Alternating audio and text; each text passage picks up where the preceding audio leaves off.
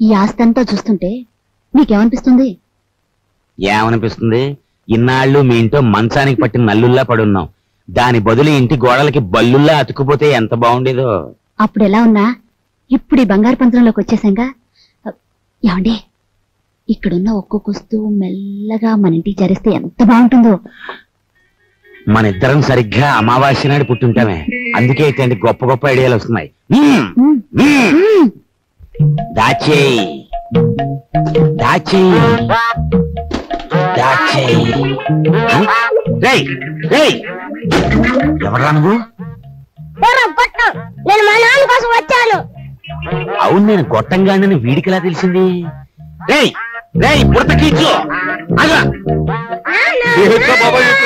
బెట్రా, నువ్వు ఇక్కడికి వస్తే నా పేరు వరాలని భుజంగరావు కాదని అందరికీ తెలిసిపోద్ది.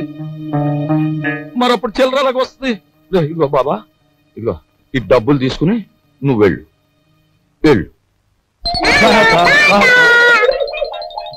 డూప్లికేట్ భుజంగరావు గారికి నమస్కారం. డూప్లికేట్ భుజంగరావు ఏమిటి? Non sense. డోంట్ టాక్ అంటే డోంట్ టాక్.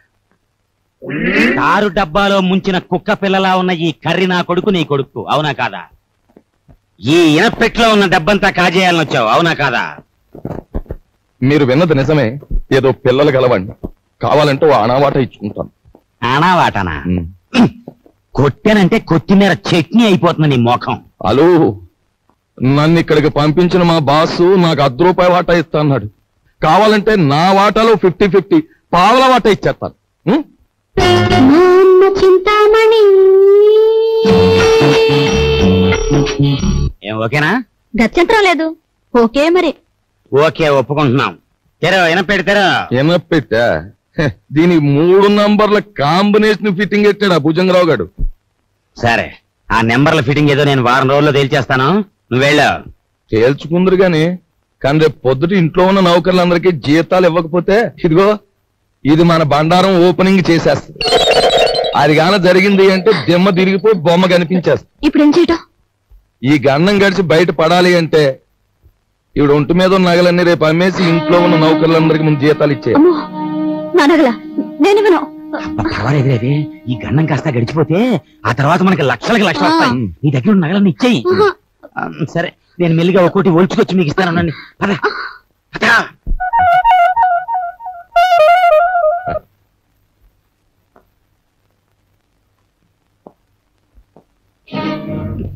నిన్న తాటాకులు కట్టావు, ఇప్పుడు రా చూద్దాం.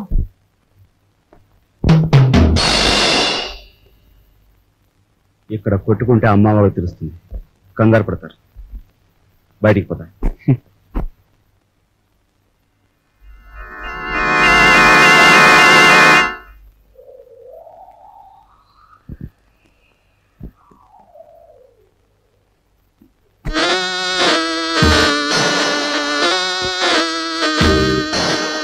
హీఈస్ జానీ జింజర్, మా బాస్ లాంటి వాడు. He's my brother. సారీ. అన్న, అక్క, తమ్ముడు ఇలాంటి వరుసలంటే నాకు అసహ్యం. మనని కట్టిపడేసేందుకు పెట్టుకున్న వరుసలు. అన్న, అక్క, తమ్ముడు ఇలాంటి వరుసలంటే నాకు అసహ్యం. మనని కట్టిపడేసేందుకు పెట్టుకున్న వరుసలు. He's mister Raj, Raviraj. Hello.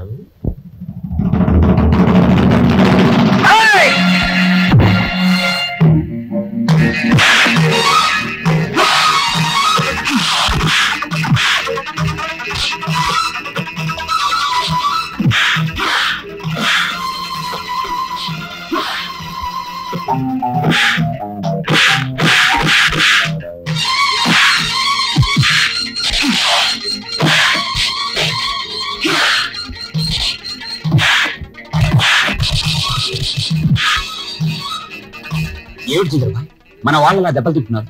కొచ్చి రావడానికి కాదు, వాళ్ళని పంపించింది అతనికి సాలి రావడానికి.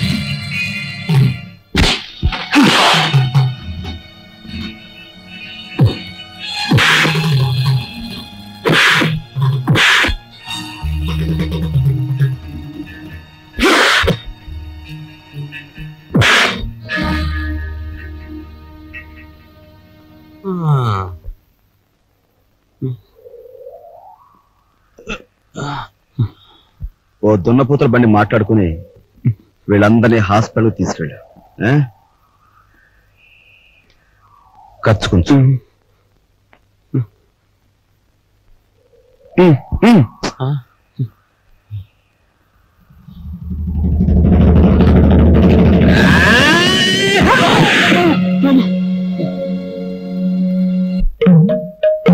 తొమ్మిది 7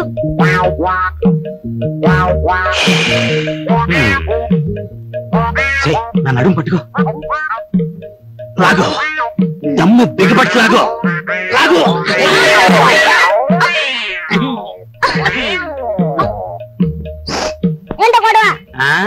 మేమిద్దరం చెడుగుడు ఆడుకుంటున్నాం రా పిల్ల నా కొడక. పడక పడక.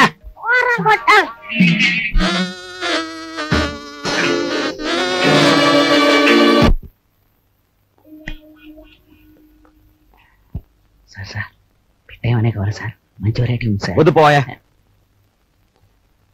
మంచి వెరైటీ సార్, మంచి ఫ్యామిలీ టైప్, ఇంతవరకు బిజినెస్ కూడా దిగరా. ఈ ఊరు పిల్లే సార్.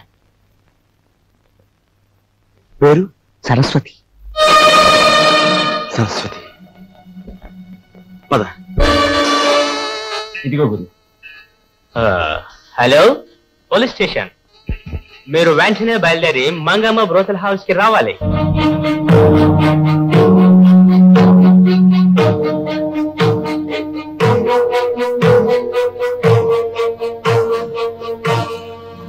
ఈ ఊరు పిల్లన్నావే, ఆ అమ్మాయి ఏది? సరస్వతి ఫ్యామిలీ ఇంకా వ్యాపారంలోకి దిగలే, మంచి హుషారైన.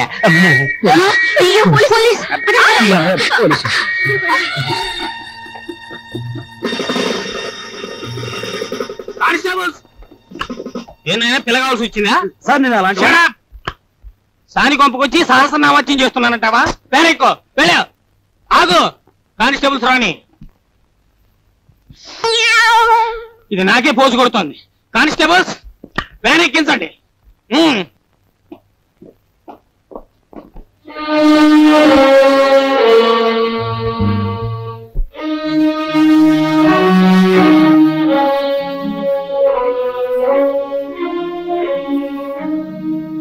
బాబు,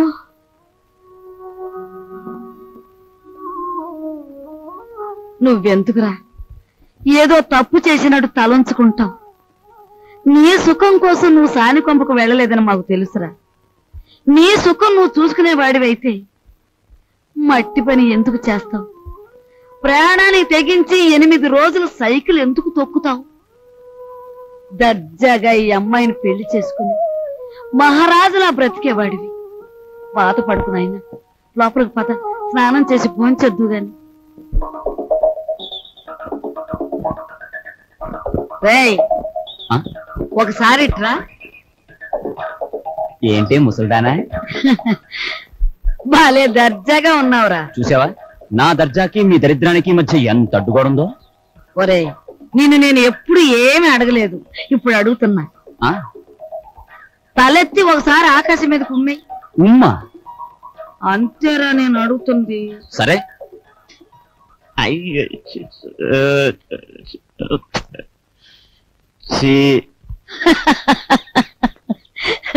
ఒరే, ఆకాశం మీద ఉమ్మేయడానికి ప్రయత్నిస్తే అది ఆకాశం మీద పడదు సరికదా, తిరిగి వచ్చి నీ ముఖానే పడుతుందని తెలుసుకో. పరువు కోసం ప్రాణాలొడ్డే నీ అన్నని ఇంటి పరువు తీసుకెళ్లి పెంట మీద పెట్టి నువ్వు ఏమి చేయలేవని తెలుసు. ముసలిముండా. ఒరే, దర్జాకి దరిద్రానికి మధ్యలో ఈ ఇనుప చెవులు అడ్డుగా ఉన్నాయి. నీ చెయ్య చితికిపోతుంది, జాగ్రత్త. జీతాలు ఇవ్వాలి గీతాలు ఇవ్వాలి అంటూ నా ఒంటి మీద నగలన్నీ ఒలిచిపోయావు. ఇంకా ఇమ్మంటే నా ప్రాణాలు తప్ప మరేమి లేవు. అనుకున్న ప్రకారం జీతాలు ఇవ్వకపోతే ప్రాణాలు దక్కవు, పరువు దక్కదు. లక్షల బీరువాలో వచ్చేయాలంటే ఏలు పెట్టాలి మరి. ఇదిగో, లేకపోతే మీరు రాజులాగా సైకిల్ పందెం అన్న దొక్కు. 8,000 వస్తాయి. 8,000. 8,000? చింతామణి దండ కూడా వేయి.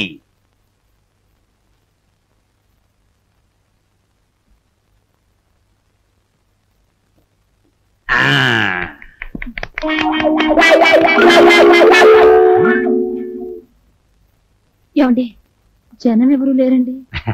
గొప్ప గొప్ప సినిమాలు మెల్లిమెల్లిగా పికప్ అవుతాయి, ముందు జనం రారు. మనకి అంతే. నీకెందుకు, నేను తొక్కుతాగా.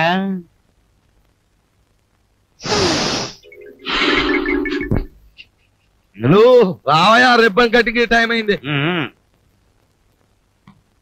రికార్డు పెట్టా. జయము నిశ్చయమురా భయము లేదురా, దంకు గొంకు లేక ముందు సాగి కొమ్మురా.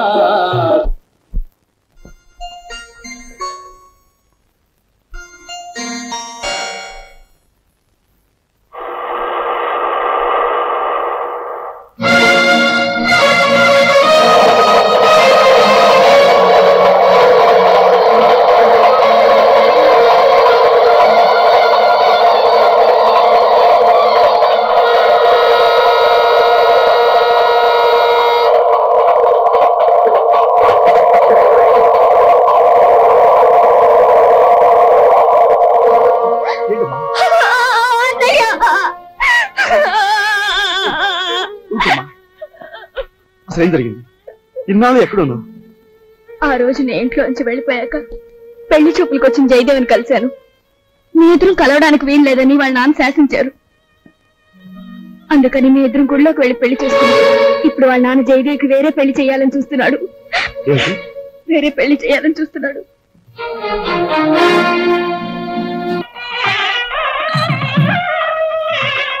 రండి బాబు గారు. పెళ్లి కూతురు తండ్రినే ఉండి పోలీసు డ్రెస్ లో వచ్చినందుకు క్షమించాలి. నా కూతురు పెళ్లి అయినా నేను డ్యూటీ నుంచి రిలాక్స్ కాను. నేరస్తుని పట్టుకోవడంలో నేను ఇప్పుడు ఎవరు రెడీ బ్యాటరీ లాంటి వాడిని దేశానికి తెలియాలి. That's why this dress. ఏ డ్రెస్ లో ఉన్నా మీరు నా కాబోయే వియ్యంకులు, అది నా సంతోషం. మీకు సంతోషం అయితే మాకు సంతోషమే.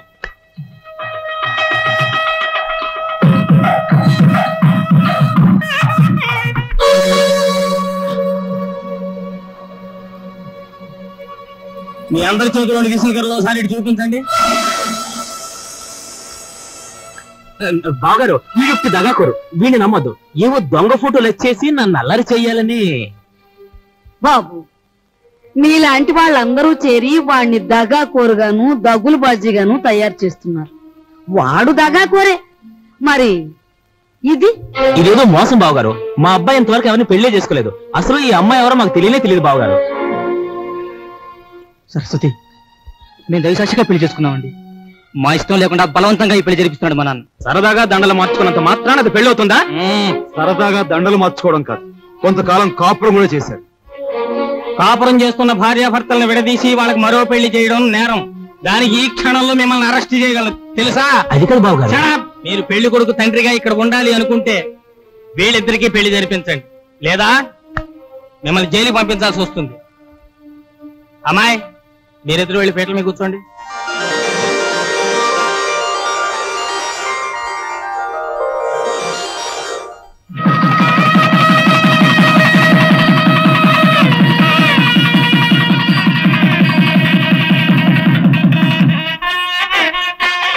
ఒరే నాయనా, బాబు ఇదంతా నీ గొప్పతనం రా.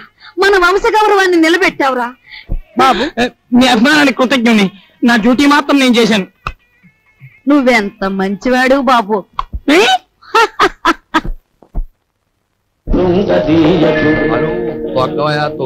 హలో తక్కురా. అమ్మ కొరనా కొడక, నీ కూడా లోకు అయిపోయాను రా. తెల్లారేలోగా నీ నుంచి నీ బాబు నుంచి దొక్కుతాను రా, పేడ వదిలిపోతే. నువ్వు టీ తాగరా.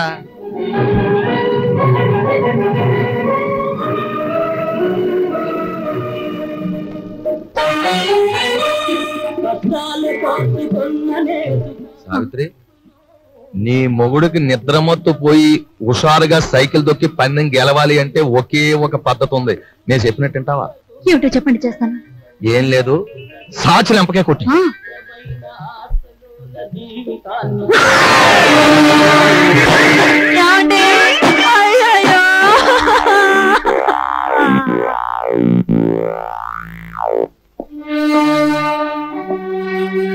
చూడు బ్రదర్, మీ దంపతులిద్దరూ మీ బావగారింట్లో ప్రవేశించి ఆయన చావు కారకులయ్యారు. అందుకే మిమ్మల్ని ఇక్కడికి పిలిపించాను. ఇక్కడ మా ఇంట్లో మా సంపదను దోచుకోవడానికి మీరెన్ని ప్రయత్నాలు చేశారో సాక్ష్యాధారాలున్నాయి. వాటితో మా అమ్మాయి మిమ్మల్ని పోలీసులకు అప్పగించగలదు. కానీ అలా చేస్తే పోయేది ఆ ఇంటి పరువే గనక అలా చేయదలుచుకోలేదు. ఆ నగలివు.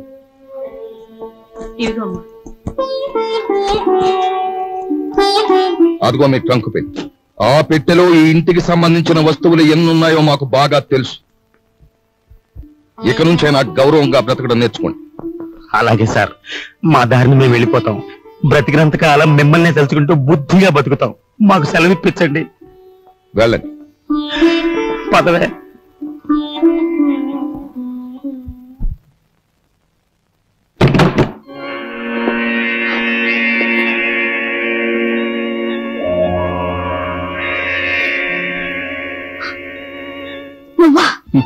నేను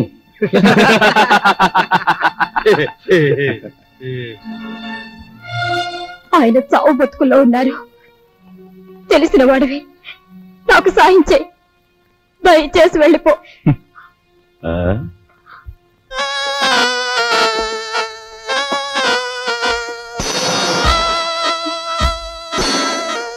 సారీ డియర్, సారీ. నాది ఎన్నాళ్ళ కోరికో.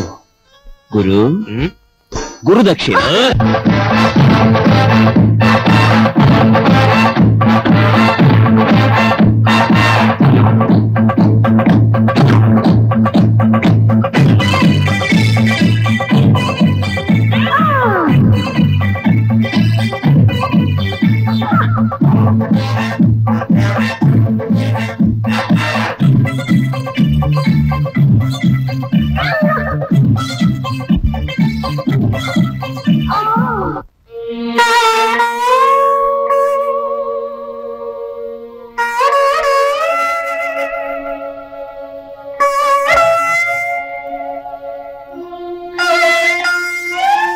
ఒక పక్క నా భర్త సాగు బతుకుల్లో ఉంటే ఆ జాలి కూడా లేకుండా ప్రవర్తించాడు మీ అబ్బాయి.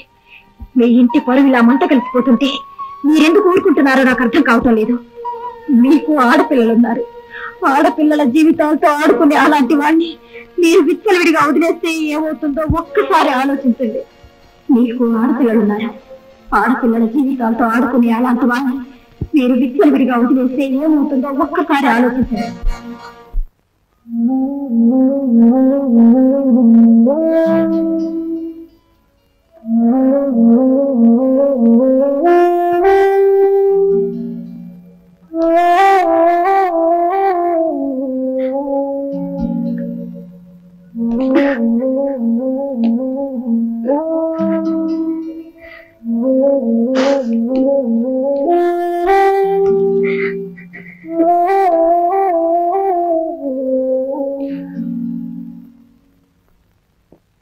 చూడమ్మా, ఈ క్యారేజ్ మా చిన్నబాబుకిచ్చి మీకు ఇష్టమని మీ అమ్మే స్వయంగా తయారు చేసింది. ఒక్కటి కూడా వదలకుండా తినమని చెప్పి. తమ్ముడు క్యారేజ్ నేను తీసుకెళ్తాను, నువ్వు పద. ఏమ్మా, ఇన్ని వండి తమ్ముడికే పంపిస్తున్నావు. మేము తినకూడదా? అది కాదు బాబు, అది నాకు తెలుసమ్మా. నాన్నగారు చనిపోయిన దగ్గర నుంచి ఏనాడు పిండి వంటలు చేయను నువ్వు. ఈ వేళ ఇంత శ్రమపడి ఇన్ని వండావంటే ఇదేమిటో ఊహించగలను. చిన్నవాడు వీధిలోకి వెళ్లి చెయ్యకూడని ఘోరాలు చేస్తున్నాడు. ఇంటి పరువు బజారుకి ఏడుస్తున్నాడు. అందుకని అలాంటి వాడు చచ్చినా ఒకటే బ్రతికినా ఒకటేనని మనం అనుకుంటాం. తల్లి కదూ, చంపేయడానికే నిర్ణయించుకున్నాం. చూడు తల్లి, వాడు దుర్మార్గుడే కావచ్చు, కాని వాణ్ణి కనిపించింది మనమమ్మా. చూడు, వాడు ఇవాళ ఇలా తయారయ్యాడంటే దానికి కారణం మన పెంపకం కదూ. అందుకని ముందుగా ఆ విషయం మనం తిని తర్వాత వాడికి పెడదాం. ఏమ్మా? పరువే తన ప్రాణంగా భావించిన మీ అబ్బాయి లాంటి ఉత్తముడికి భారీగా బ్రతికి నేను పరమనీచుడిగా తయారైన మీ మనవుడు చేసే ఘోరాలు భరించలేక వాడిని చంపి నేను చావాలనుకున్నాను. మన ఇంటి సమస్య మన చావులతో పరిష్కారం కాదు. తమ్ముని మార్చడానికి నేను ఉపాయం ఆలోచించాను. ఏమిట్రా అది? చెప్తాను. వాళ్ళు వస్తున్నారు, మీరు బయలుదేరి. వెళ్ళొస్తామా కదా.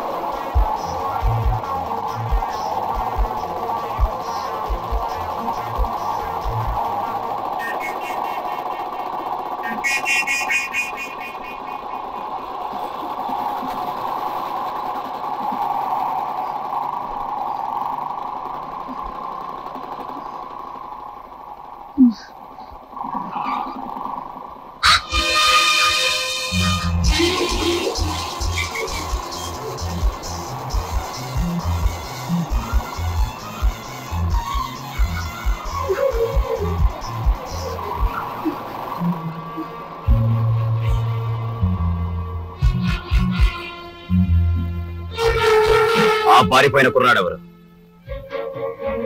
చంపేస్తాను చెప్పు. నీతో పారిపోయిన ఆ కుర్రాడెవరు? చెప్పవే.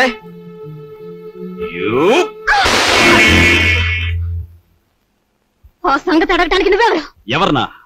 సమాధానం చెప్పకపోతే పళ్ళు రాలగొడతారు. అప్పుడు తెలుస్తుంది నేనెవరినో. చెప్పు. నీతో చేయి కలిపి నా కుర్రాడెవరు? ఏమిటి నా మీదేదో అధికారం పెద్దరికే ఉన్నట్టు అలా దబాయించి అడుగుతున్నావు? నీకు సమాధానం చెప్పాల్సిన అవసరం నాకు లేదు. ఎందుకు లేదు? నేను నీ అన్నయ్యని. అన్న, అక్క, చెల్లెలు ఇలాంటి వరసలంటే నాకు అసహ్యం. అధికారం చలాయించేందుకు పెట్టుకున్న వరసలవి. మర్యాదగా వెళ్ళు, లేకపోతే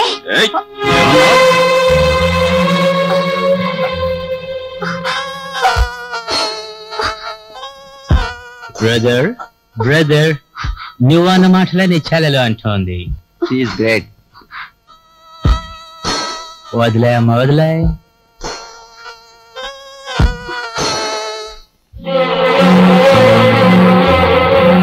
చూడు బ్రదర్, ఆ వేళ ఆ పిల్లని అనుభవించే గురువు అన్నట్టు తోసావు. ఈ పిల్ల నీ చెల్లి అని సెంటిమెంట్ ఉంటే కాసేపు అలా పక్క తప్పు. అది నీకు మంచిది, మాకు మంచిది. నా చెల్లి నేను చేతురా ప్లీజ్.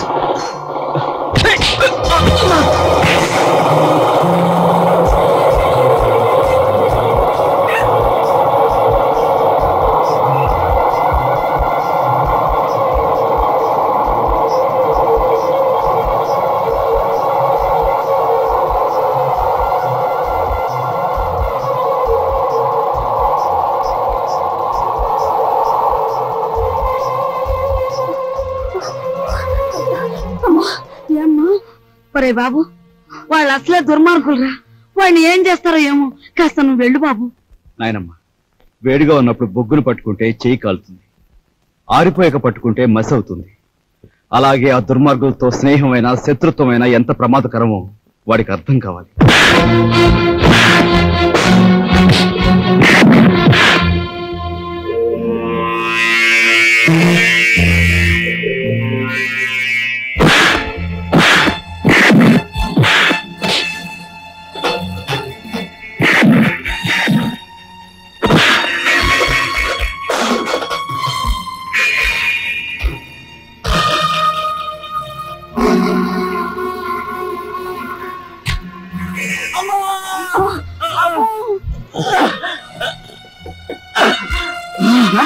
అమ్మో, ఎంత పని జరిగిందిరా.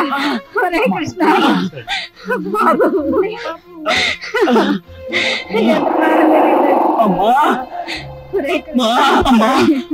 అన్నయ్యను వెళ్ళతో చెప్పమ్మా. అన్నయ్యను చంపేస్తారమ్మా. అమ్మా, నాయనమ్మా, అమ్మా వెళ్ళండి, వీడిని నేను చూసుకుంటాను.